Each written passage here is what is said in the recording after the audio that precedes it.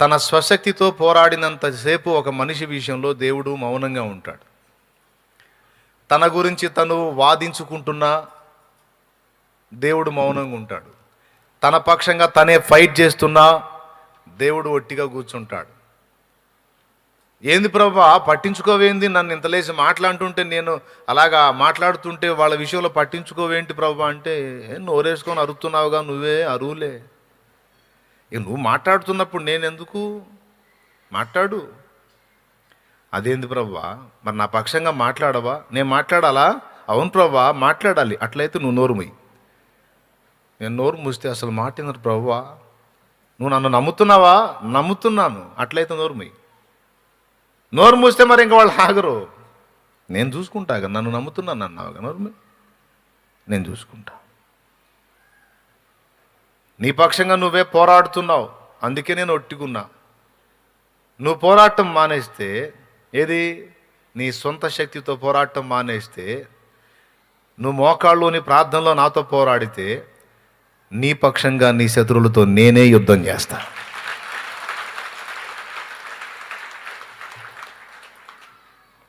నేనే నీకు జయమిస్తా. నువ్వు చేయాల్సింది ఇది. ఈ రహస్యాన్ని దేవుడు నాకు నేర్పాడు. అందుకే పిచ్చి పిచ్చి వ్యూహాలు, కొత్త కొత్త ప్లాన్లు, క్రొత్త క్రొత్త ఐడియాలు ఏం వేయలేదు. కానీ సమయమందును అసమయమందును దేవుని పాదాల దగ్గరికి ఏకాంతంగా పోయి ఆయన పాదాల దగ్గర ఎక్కువ గడపడానికి అలవాటు చేసుకున్నా. నేను చేసిన పరిచర్య ఎవరికైనా సంతోషదాయకంగా ఉంటే, షాలేము రాజు అనేవాడు ఒక తృప్తికరమైన పని కొంతవరకు చేశాడు అని ఎవరికైనా అనిపిస్తే నా విషయంలో, దాని అంతటి రహస్యం అంతా కూడా దేవుని పాదాల దగ్గర ఉంది తప్ప నా స్వీయతలో ఏదీ లేదు.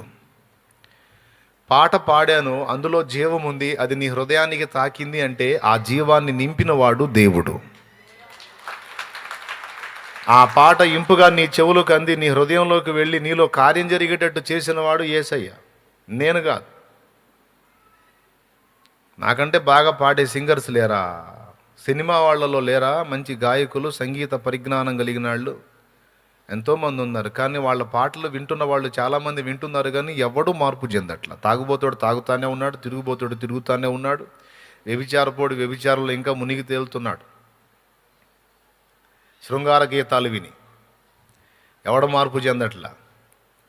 కానీ వాళ్ళంత పరిజ్ఞానం లేదు, వాళ్ళంత సంగీత జ్ఞానం లేదు, వాళ్ళంత సాహిత్య జ్ఞానం లేదు, ఏమీ లేదు.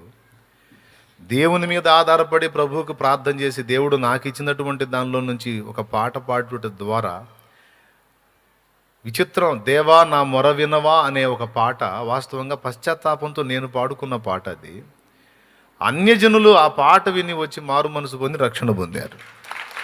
రియల్, నిజంగా. నాకు ఇప్పటికీ అర్థం కాని విషయం ఏంది అసలు, ఇందులో వాళ్ళకి ఏం అర్థమైంది? ఇందులో సువార్త కూడా లేదే. సువార్త చెప్తూ రాసిన పాటలు ఉన్నాయి. జగతి పునాదులు వేయబడక ముందే అనే పాట ఒకటి, శిరం మీద ముళ్ళ సాక్షిగా అనే పాట ఒకటి, ఆలోచించరదేలా అనే పాట ఒకటి, సువార్త మిళితం చేసి పాడిన పాటలు. వాస్తవంగా అవి విని ఎవరన్నా మారితే ఆ సువార్త ఉంది కదా మారుంటాళ్లే అనుకోవచ్చు. దేవా నా మొర వినవా అనే పాట ఏదో నా పర్సనల్. అది గాలికి ఊగే రెల్లైనా మనసు నెమ్మది లేక కదలుచున్నది, చేసిన దోషములు నన్ను తరుమగను, వేదనతో హృదయం అదరుచున్నది, క్షమించువాడా నా యేసు రాజా, ఈ ఘోర పాపిని క్షమించుమా. ఎక్కడన్నా పాట పాడేదానికి అవకాశం ఇస్తే ఎక్కడ ఏ పాట పాడాలో తెలియదు నాకు. పాటలు పాడటం వచ్చు కానీ సభల్లో ఎక్కడ ఏ పాట పాడాలో తెలియదు. ఒకసారి ఓ సువార్త సభకు నాకు సమయం ఇస్తే ఈ పాట పాడా. ఏమంటే సువార్త ఉన్న పాట కదా పాడాలి, ఇది పాడా. అట్లాగా మరికొన్ని సభల్లో సిలువ పాట పాడా. తెలియదు ఎక్కడ ఏ పాట పాడాలో, మొత్తానికి పాడేవాడిని. కానీ ఏ పాట పాడినా ఒక్క ప్రార్థన చేసేవాడిని, నా ద్వారా నువ్వు పలికించే మాటైనా పాటైనా విన్న చెవులలో నుండి హృదయంలోకి వెళ్ళి వాళ్ళలో కార్యం జరిగేటట్టు చేయి తండ్రి అని ప్రార్థన చేసేవాడు. ఆ ప్రార్థన వలన, ఆయన మీద ఆధారపడుట వలన ఆయన జరిగించిన కార్యాలన్నీ ఏదైనా. అందుకే అందరికీ చెప్తాను, ఎన్నోసార్లు చెబుతాను, దండం పెట్టి చెబుతాను, వందనాలు చేసి చెబుతాను, ఇంకేం చేయమంటే అది చేసి చెబుతాను. కానీ ఒకటే ఏంటంటే, దేవుని పాదములను పట్టుట అనేది సాధన చేయండి. ప్రతి దానికి దేవుని పాదాలు బట్టి దేవుని చెంత పెనుగులాడటం అనే దాన్ని నేర్చుకోండి. రహస్యం అంతా అక్కడే ఉంది కనుకనే భక్తులందరూ ఎక్కువగా మోకాళ్ళ మీద ఉండి దేవుణ్ణి సంధించి, తాము బలహీనులై ఉండి కూడా బలవంతుడైన దేవుణ్ణి కదిలించి దాని ద్వారా అనేక మంది ప్రజల జీవితాల్లో వెలుగును నింపారు. వారి జన్మ చరితార్థం చేసుకున్నారు. వినటానికి బాగానే ఉంటుంది కానీ చేయటానికి అగసాట్లు. ఏ పరిస్థితి వచ్చినా సరే ముందు ప్రత్యామ్నాయ మార్గాలు వేరువేరుగా వెతుకుతాం, కానీ దేవుని పాదాలు పట్టుకొని దేవుని దగ్గర వెతకం. అలా వెతికి ప్రతి విషయానికి వెళ్ళి దేవునితో మాట్లాడుకున్నాడు, ఫరో దగ్గరకు వచ్చాడు. దేవునితో మాట్లాడాడు, ఫరో దగ్గరకు వచ్చాడు. అలాగా ఫరోని చిత్రవద చేసి మొత్తానికి వాడు దండం పెట్టి పంపించేటట్టు చేశాడు. పంపించడం అయితే పంపించాడు, మళ్ళీ వాడు వెంటబడి తరిమాడు. తరమాల అంతే, మరి శత్రుశేషం ఉండకూడదు కదా. అందుకే మళ్ళీ వాడి గుబులు తిరిగింది, మళ్ళీ వెనక్కి వచ్చాడు. వదిలిపెట్టిన వాళ్ళ వెంటబడి తరమటం మొదలుపెట్టాడు. మోషే మళ్ళీ దేవునికి వెళ్ళి తిరిగాడు. వీడికేం దయ్యం పట్టింది నాయన, పొమ్మని చెప్పి నమ్మకంగా చెప్పి మళ్ళీ వెంటబడుతున్నాడు సైతానోడు. ఏంది నాయన నువ్వేంది ఇట చేసావేంది, ముందేమో సముద్రం వెనకేమో వాడొస్తున్నాడు, ఇప్పుడు ఎటు పారిపోవాలో అర్థం కాలేదు. వీళ్ళే మెంటలోళ్ళు, ఎవరు వీళ్ళే మంచి పిల్లలా, వీళ్ళకి బాగుంటేనేమో మోషేకి చేయి అంటారు, లేకపోతే రాయి తీసుకొని వెయ్యి అంటారు. దేవునికి స్తోత్రం కలుగును గాక, హల్లెలూయా. మరి వీళ్ళు మామూలు కాదు, వీళ్ళు అసలుకే మెంటల్ రకాలు, వీళ్ళు ఖచ్చితంగా నన్ను ఏదో కూడా చేస్తారు. నా పరిస్థితి ఏంటయ్యా అని దేవుని వైపు తిరిగితే, నీవు భయపడకు, వాళ్ళకి చెప్పు, నేడు యెహోవాయే మీ పక్షమున యుద్ధము చేయును, మీరు ఊరకయే నిలుచుండి చూడుడే. వాళ్ళు యుద్ధం చేసే పర్లేదు, వాళ్ళు కత్తి దూసి ఒక్కడిని కూడా హతం చేసే అవసరం లేదు. వాళ్ళ ఖడ్గాలు వాళ్ళ వరలో పెట్టేసేయమను, వాళ్ళు నిశ్చింతగా నిలిచి చూడమని ఏం జరిగిద్దు అన్నాడు. ఇదే మాట మోషే చెప్పాడు వాళ్ళందరికీ. వాళ్ళకి అర్థం కాదు. కనీసం వచ్చే వాళ్ళని తరిమి యుద్ధం అన్నా చేయండి అనకుండా ఊరకయే నిలుచుండు చూడు అంటాడు. మొత్తం తన్ని ఇక్కడ ఇసుకలో బూడిసిపెట్టేటట్టు చేస్తాడా ఏంట్రా అన్నట్టుగా వాళ్ళు పాపం మోషే అని అనుకున్నారు. సమీపంలోకి వస్తూ ఉన్నారు ఐగుప్తు జనాంగం, ఐగుప్తు సైన్యం సమీపంలోకి వస్తూ సడన్గా వాళ్ళకి వీళ్ళకి మధ్యలో అగ్నిస్తంభం లేచింది. వాడికి రాకుండా అడ్డుపడింది. అక్కడ అడ్డు పెట్టాడు, వాళ్ళు వీళ్ళని కలవకుండా. ఇక్కడేం చేస్తున్నాడు, ఆ ప్రభువా వాళ్ళని ఆపావు సరే, మరి ఇంకా నెక్స్ట్ ఏంటి అన్నాడు. ప్రతిదానికి దేవుడే. అక్కడ ఓకే, మరి నెక్స్ట్ ఏంటంటే, ఇంకా ఏంటేంటి, నీ చేతనున్న కర్ర సముద్రం వైపు చూపి అది 2 పాయలగునట్లు ఆజ్ఞాపించు అనగానే మోషే వెంటనే ఆ కార్యం చేసినప్పుడు సముద్రం 2 పాయలుగా డివైడ్ అయి మధ్యలో ఆరిన నెల ఏర్పడి దైవజనుడు చెప్పాడు. చక్కగా మొత్తానికి చెప్పాడు, ఇక పోండి దాటిపోండి, మొత్తాన్ని దాటించాడు.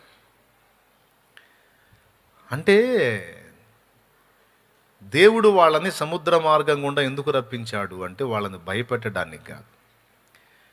వాళ్ళని వెంబడిస్తున్నట్టు, వాళ్ళని తరుముతున్న శత్రు సమూహమును ఒక్కసారే హతము చేయునట్లు. ఇక వేరే మార్గం లేదు, సముద్రంలో ముంచి ఒక్క దెబ్బతో చంపడం తప్ప. ఇంకా వేరే మార్గం అంటే వాళ్ళు వీళ్ళు కలిసి ఇక యుద్ధాలు చేసుకోవాలి. ఇక అది కొంచెం టైం తీసుకుంటుంది.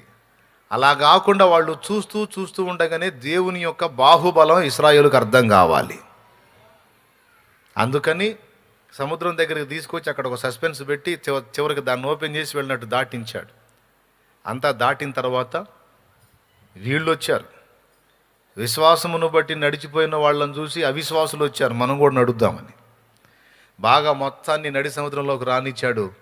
మోషేకి చెప్పాడు, మోషే నీ చెయ్యి సముద్రం వైపు తిప్పి అవి 2 తిరిగి కలుసుకొనున్నట్లు, ఆ 2 పాయలు తిరిగి కలుసుకొనున్నట్లు ఆజ్ఞాపించమన్నాడు. అప్పుడు తన చేతనున్న కర్ర చూపించి ఈ 2 పాయలు తిరిగి ఒకటగునుగా కా అని పలికాడు. కథం అప్పటిదాకా గోడలాగా నిలిచిన నీళ్లు ఒక్కసారిగా కూలి మొత్తం రెండు కలిసి ఒక్కటైపోయింది. ఇశ్రాయేలు సర్వ సమాజం చూచుచుండగా వారందరి కన్నుల ఎదుట తమను అప్పటి వరకు తరిమినటువంటి శత్రు సమూహమును ఒక్క దెబ్బలో హతము చేశాడు.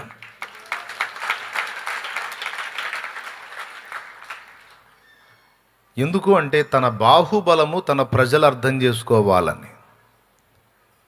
నేను చెప్తున్నా, ఇందులోనే ఇంతవరకు నిన్ను తరిమి వేధించి హింసించి దుఃఖపెట్టినటువంటి దయ్యపు శక్తులు కానీ, ఆర్థిక సమస్యలు కానీ, వ్యాధి పీడనలు కానీ, అవి ఏ విధమైనవన్నా కానీ దేవుడు పూనుకుంటే ఒక్క దెబ్బలో నీ ఎదుట అవి లేకుండా హతము చేయ శక్తి గలవాడు. ఒక్క దెబ్బతో. దానికి మళ్ళా పెద్ద సంవత్సరాలు నెలలు టయాలు తీసుకోడు ఆయన. కొన్ని సంవత్సరాలు అల్లాడే అప్పుల సమస్యలతో. సంవత్సరాలు. నాకు ఊహ తెలిసిన దగ్గర నుండి కొన్ని సంవత్సరాలు కొద్ది గొప్ప కాస్త ప్రశాంత జీవితం, కానీ కాస్త ఒక 10 ఏళ్ల దగ్గర నుంచి స్టార్ట్ అయింది అప్పుల వ్యాపారం. అక్కడి నుంచి అంత అప్పుల మేళమే. అప్పుల్లోనే పెళ్ళిళ్ళు, అప్పుల్లోనే పిల్లలు, అప్పుల్లోనే అన్నీ. అప్పుతో మాతో అప్పుకి విడతీయరాని అనుబంధం అన్నమాట. అప్పు నేను కలిసి పాడుకున్నాం, అప్పు మేము కలిసి. మన బంధము అప్పు అనుబంధము అప్పు విడదీయగలవా ఏవైనను మరి ఏదైనను అప్పు మన బంధము అప్పులో మీరు ఎంతమంది ఉన్నారు? చేతులు ఎత్తండి. అది మీది కూడా ఇదే పాట. మొత్తం చేతులు ఎత్తున్నారు. దేవుని స్తోత్రం కలిగి ఉన్న కాక. అట్లా పాడుకున్నా కొన్ని సంవత్సరాలు. అంతగా నలిగినటువంటి ఆ సమస్యల నుండి ఒక్క దినమందే దేవుడు అద్భుతం చేశాడు. అడ్రస్ లేకుండా పోయినాయి. ఎన్నోసార్లు చెప్పా ఈ మాట. నేడు నీవు చూచుచున్న ఐగుప్తీల నీకు చూడవు అంతే. ఆ పక్వ దశకు వచ్చిన దాకా వెయిట్ చేస్తాడు.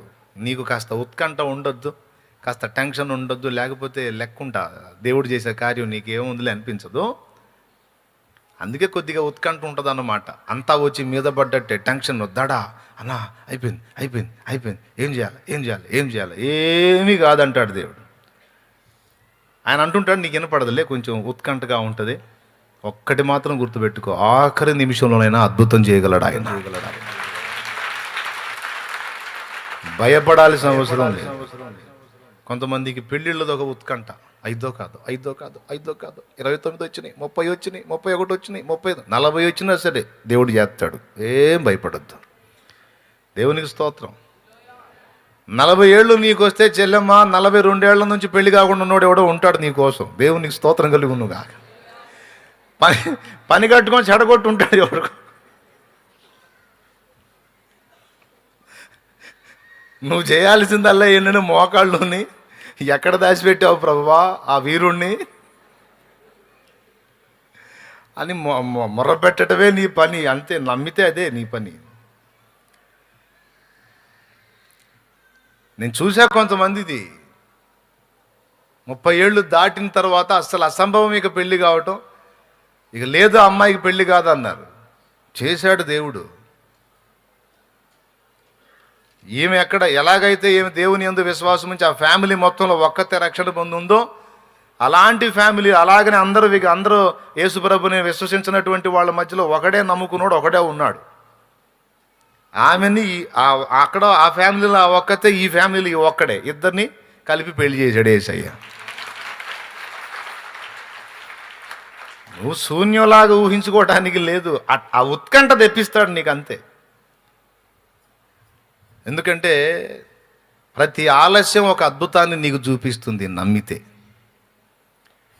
ప్రతి ఆలస్యం ఒక అద్భుతాన్ని చూపిస్తుంది నువ్వు నమ్మితే, విశ్వాసివై ఉంటే. ఊరకనే నిలుచుండి చూడు దేవుడు చేసే కార్యం అని.